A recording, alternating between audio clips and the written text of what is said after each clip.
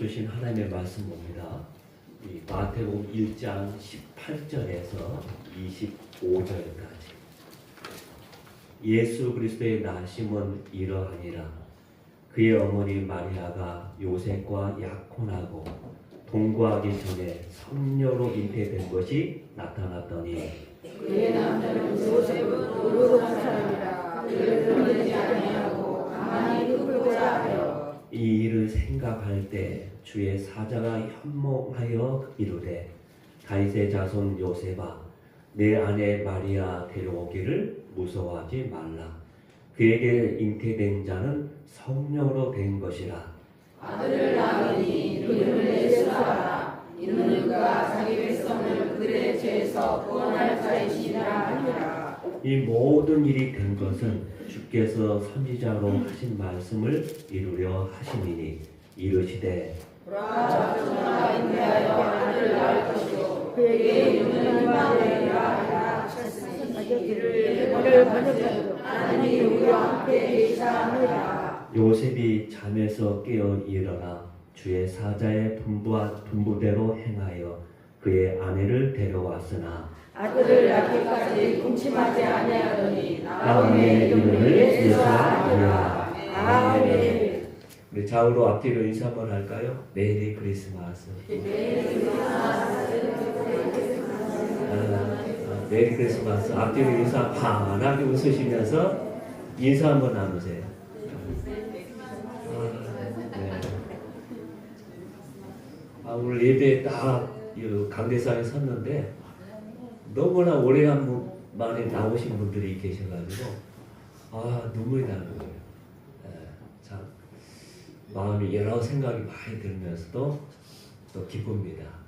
기쁘고 언제 우리가 또 하나님 앞에서 예배드리고 또 성탄을 우리가 축하하면서 예배하면서 쭉 갈 것이라 생각하지만은 모든 사람이 다 그렇지 않잖아요.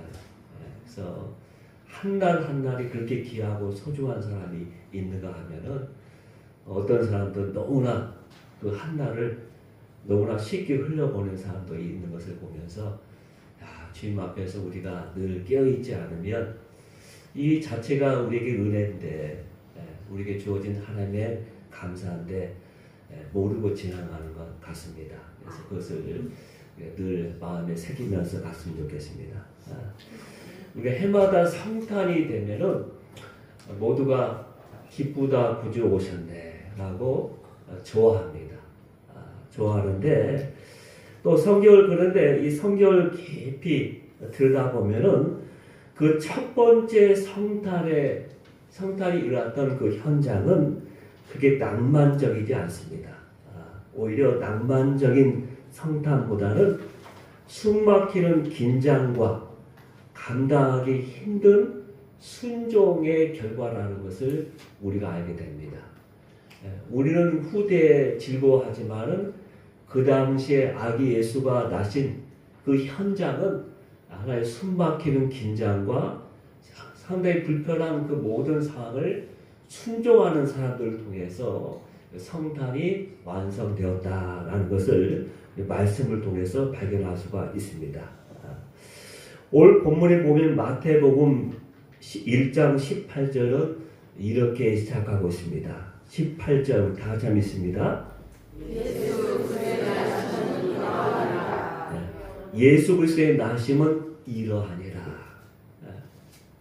짧은 한 문장에 그런데 이러하니라 라는 그 단어 속에는 많은 일들이 일어나고 있습니다.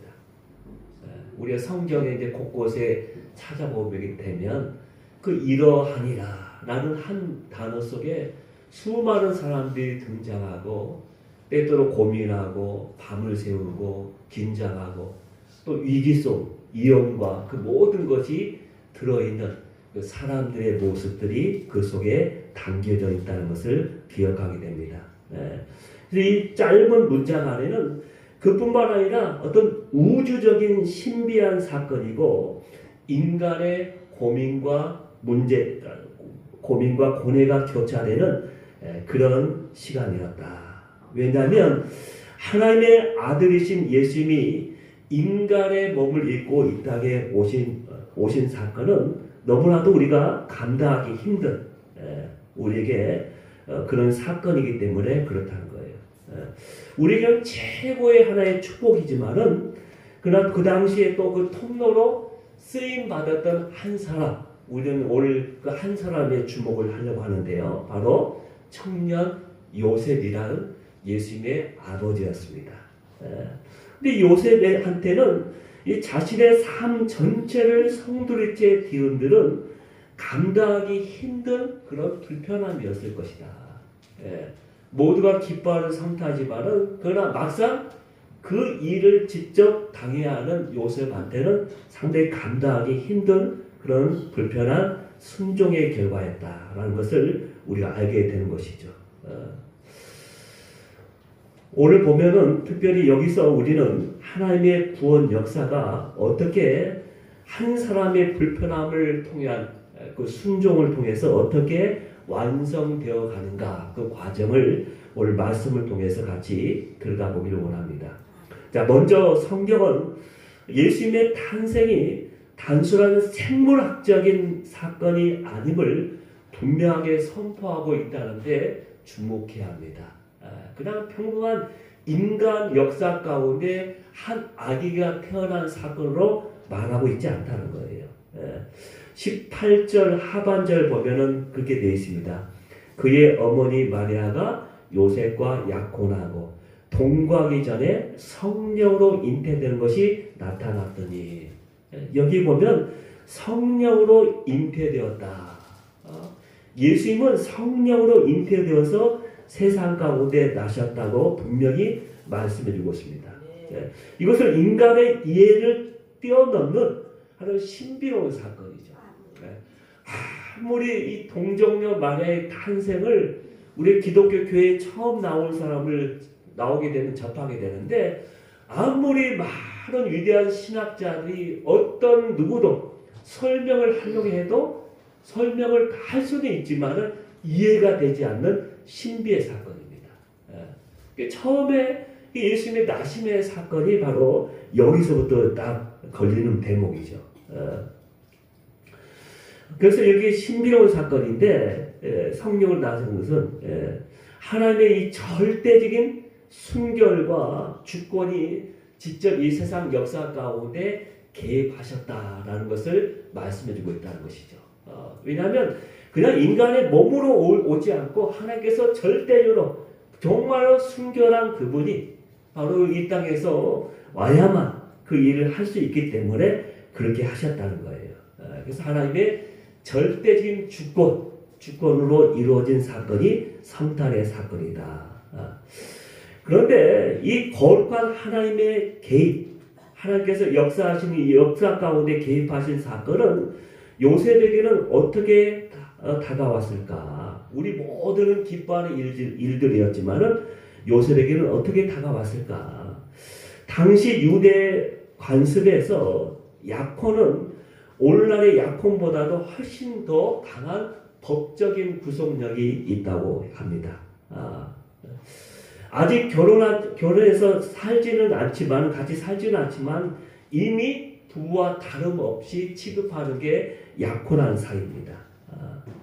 그런데 정결해야 할 이 정혼자, 약혼자 마리아가 아이를 가졌다는 소식은 요셉에게는 불편하고도 참으로 충격적인 소식이었죠. 여러분, 때때로 우리에게 하나님의 은혜가 임할 때 우리의 삶을 우리가 평안하고 평온한 이 삶을 깨어지기도 한다는 것을 말씀해주고 있는 것입니다. 우리는 흔히 하나님의 은혜를 받게 되면 어떤 나의 문제가 해결되고 평안해지는 것, 아무 일도 일어나지 않는 것, 모든 것이 잘 풀려나가는 것라고 생각하기 쉽습니다. 그러나 진짜 큰 은혜는 종종 우리의 계획을 무참히 무너뜨리고 또 하나님의 계획 속으로 우리를 강제로 몰아넣는 그런 일도 있다는 거예요. 그냥 내 계획대로 생각대로 일이 다 되면 좋겠는데 그 모든 나의 계획은 다 무너지고 하나님께서 자꾸 나로 어떤 코너에 모른적으로 그렇게 생각되어질 때가 있다는 거예요. 근데 그때 우리가 보면은 이것은 하나님의 왜 나를 이렇게 하실까 불편하고 힘든 일이지만은 하나님께서 진짜 큰 은혜를 주기 위해서 내 삶을 흔들고 계시다는 것을 우리는 기억해야 합니다. 그렇다면 이 당혹스러운 상황에서 요셉은 과연 어떻게 반응했을까? 오늘 본문을 봅니다. 19절일까요? 19절 다 같이 한번 봅니다. 19절 다 같이 한번 읽을게요.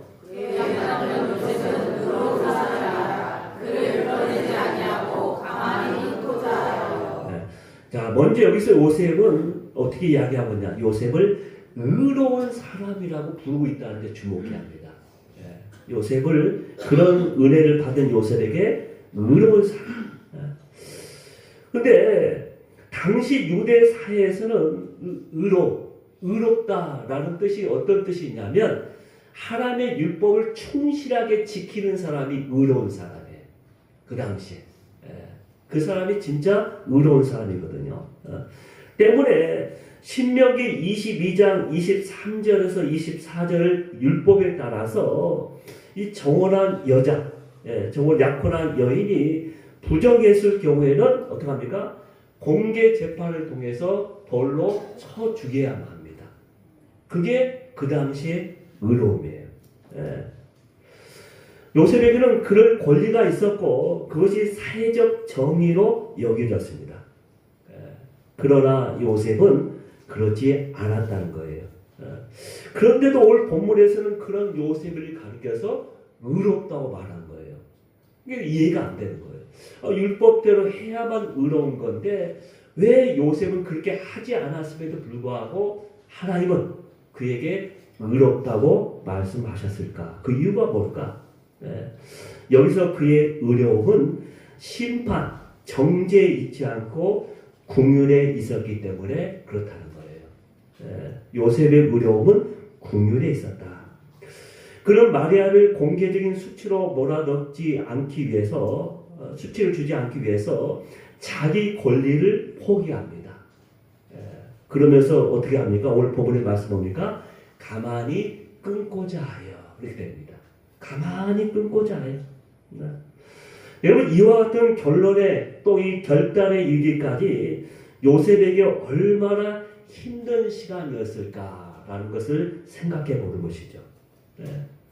당시 모든 사람들이 하는 것처럼 아무 생각 없이 그냥 너무나도 쉽게 사람들이 하는 것처럼 했다고 하면 어떻게 하면 그런 고민할 것도 없이 불편할 것도 없이 아주 간단하게 그냥 율법대로 그 당시에 사람들처럼 할 수도 있었던 일이에요. 그러나 요셉은 하나님의 말씀 앞에서 생각하고 또 생각하고 고민하고 또 고민했던 것이죠. 율법에는 그렇게 되어 있는데 하나님께서 직접 나에게 말씀을 이렇게 하시니까 이거 어떻게 할까? 그래서 그런 고민할 수밖에 없었던 것이죠. 그리고 나중에는 결단했던 것입니다.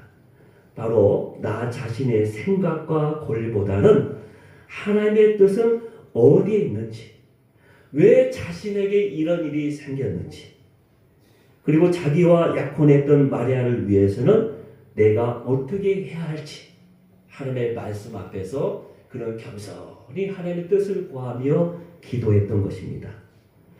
이렇게 요셉은 하나님의 인도하시고 일하실 수 있도록 하나님의 공간을 자기 삶 가운데 하나님의 공간을 내어드린 거죠. 이게 바로 요셉의 그렇게 결단과 결론을 내릴 수 있는 중요한 포인트가 거기에 있다는 것입니다. 심리학자 중에 아주 유명한 심리학자 가운데 빅터 프랭클이라는 심리학자가 있습니다. 근데 그 사람이 무슨 말을 했느냐? 이런 유명한 말을 했어요. 자극과 반응 사이에는 하나의 공간이 있다. 그 공간에서의 선택이 우리의 성장과 자유를 결정한다. 그렇게 이야기했습니다. 자, 우리 삶 가운데 항상 일어나는 모든 일이 자극이에요, 자극. 항상 우리에게 자극을 주잖아요. 자극을 주고, 그 다음에 우리는 그 자극에 대한 반응을 하는 거예요. 그래서 이 자극과 반응 사이에 공간이 있어요.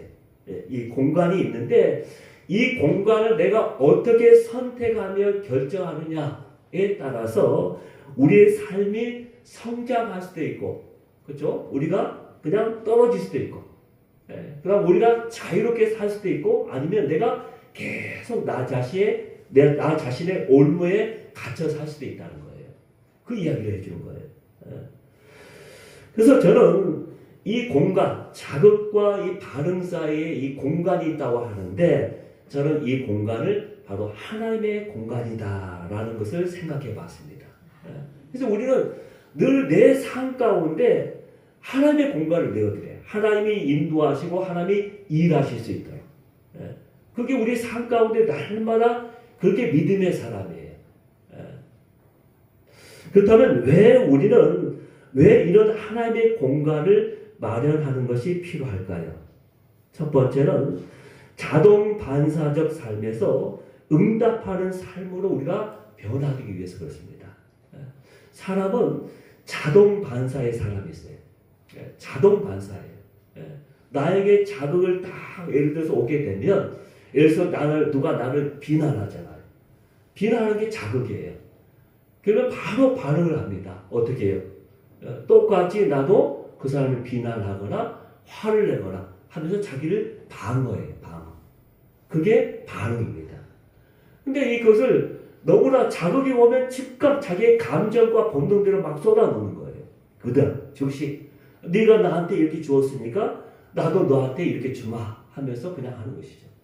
근데 하나님의 사람은 그 순간에 그 하나님의 공간, 짧은 공간 안에서 응답하는 삶으로, 하나님께서 이 상황 가운데 내가 어떻게 하기를 원하시는가, 또 저 사람이 지금 나한테 이렇게 하고 있는데 나는 저 사람을 위해서 내가 어떤 관점으로, 시선으로, 저 주인의 관점과 시선으로 드려야 하는데 어떻게 반응해야 할까, 한 번쯤 잠깐 멈춰서는 거예요.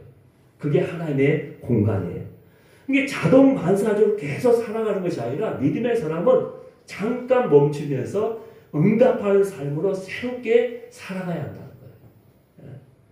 두 번째는 왜 필요할까요? 두 번째는 감정의 노예가 아닌 성령님의 통로가 되기 위해서 그 공간이 필요합니다. 사람은 누구나 다 감정이 있어요. 저도 그렇고 여러분도 그렇고. 근데 그런 우리의 삶이 자꾸 감정에 끌려다니면 안 된다는 거예요. 우리는 이제는 감정을 내려놓고 성령의 사람이 돼요. 성령의 사람. 항상 어떤 일을 하든지 성령께서 나에게 원하시는 대로, 또 성령께서 기뻐하시는 대로 내 마음을 드리는 것이죠. 근데 그 과정이 참 힘들죠. 그래서 하나님이 일하실 수 있는 그 공간을 내가 내어드려야 한다는 거예요. 나는 절대로 그렇게 못합니다. 내 스타일은 그게 아니에요. 내 생각과 내 경험과 내 고집과 내 의지가 있기 때문에 절대 그렇게 못 삽니다.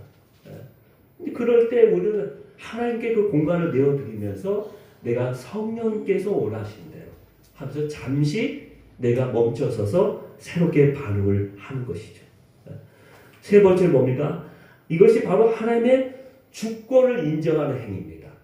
하나님의 주권을, 내 삶의 주권은 하나님께 있습니다 라고 인정하는 행위이기 때문에 그렇게 살아야 한다는 거예요. 내 삶의 주도권을 내가 쥐고 있을 때는 내가 자극이 오자마자 내 방식대로 막 쏟아놓잖아요.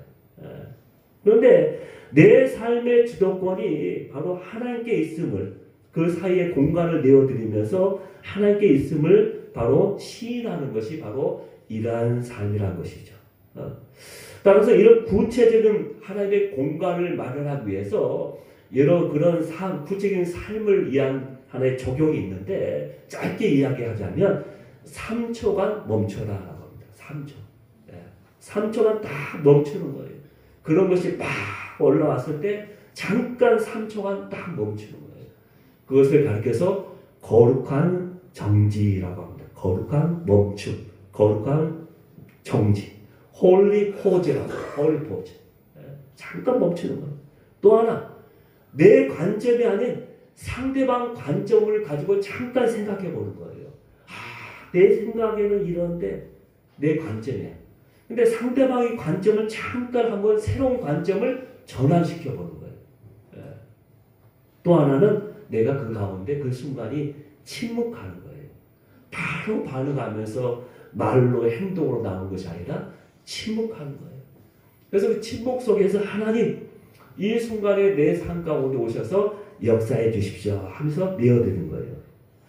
여러분, 자극은 세상에 주지만은 반응은 우리가 하나님과 함께 선택할 수 있는 문제입니다. 그렇기 때문에 우리의 삶은 달라질 수 있는 거예요. 그 공간이 넓어질수록 우리의 인격은 주님을 닮아가게 될 것입니다. 바로 이것이 요셉이 가졌던 깊은 인격이자 하나님의 성품을 닮은 의로움이었다고 오늘 우리에게 말씀해 주고 있는 것입니다. 바로 이것이 요셉의 그런 의로움이에요. 비록 상처받고 배신감을 느꼈을 상황에서도 불구하고 상대방을 생각하면서 배려하면서 조용히 그것을 물러나려고 했잖아. 물러나려고. 내놓으려고. 자기 모든 것을 내놓았죠. 여러분, 우리 주님도 그렇게 하셨다는 것을 늘 기억해야 합니다. 주님은 우리를 정죄하면서 얼마든지 돌로 쳐 죽일 수 있는 상황에도 불구하고 주님은 매번 우리를 용서하시면서 마지막에는 그 생명까지 우리를 위해서 내어주시면서 십자가의 길을 걸어가신 분이 바로 주님이십니다. 그 주님을 생각한다면 우리는 그렇게 살 수가 없는 거예요. 그래서 주님 앞에 늘 우리는 그러한 모습을 보면서 내 자신을 바라봐야겠죠. 자, 이렇게 요셉이 고민에 빠졌을 때 하나님의 사자가 꿈에 나타납니다. 20절 말씀 다 같이 한번 볼까요? 다 같이 한번 읽습니다.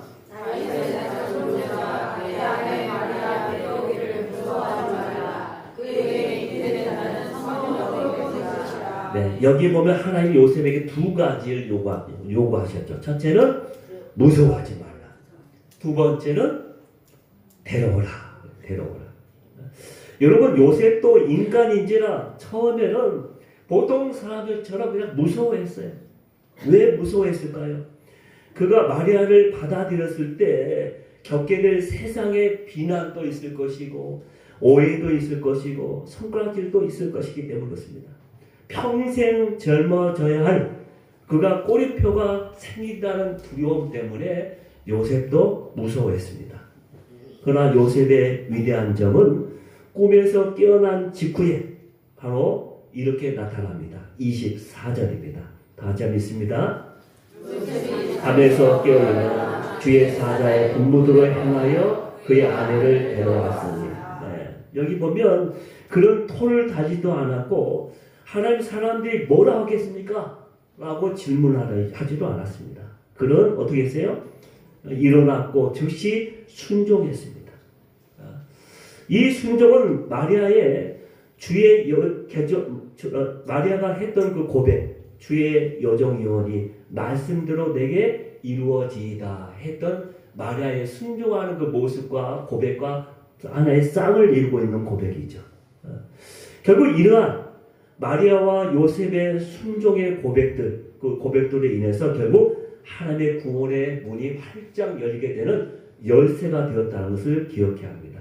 그래서 성탄이 되기까지의 그 순종이 있었다는 거예요. 순종. 받아들이기 힘든 불편한 순종. 그러나 여러분, 순종은 이해되어서 하는 것이 아닙니다. 순종은 이해되어서 하는 게 아니에요. 순종은 하나님이 하나님이심을 믿기 때문에 내 이해를 넘어서 바로 내가 발을 내딛는 순종의 삶을 살아가는 것입니다. 요셉이 자신의 불편함을 감수하고 마리아를 집으로 데려왔을 때 비로소야 하나님의 구원의 역사가 이루어지게 바로 다윗의 자손으로 예수님이 이 땅에 오시게 될 수가 있었던 것입니다. 마지막으로 오늘 말씀의 결론은 23절에 있습니다. 23절 다 같이 한번 읽습니다. 소녀가 잉태하여 아들을 낳을 것이요 그의 이름은 임마누엘이라 하셨으니 이를 번역한즉 하나님 우리와 함께 계시다 합니다. 여러분, 예수님의 탄생은 화려한 궁궐에서 이루어지지 않았습니다.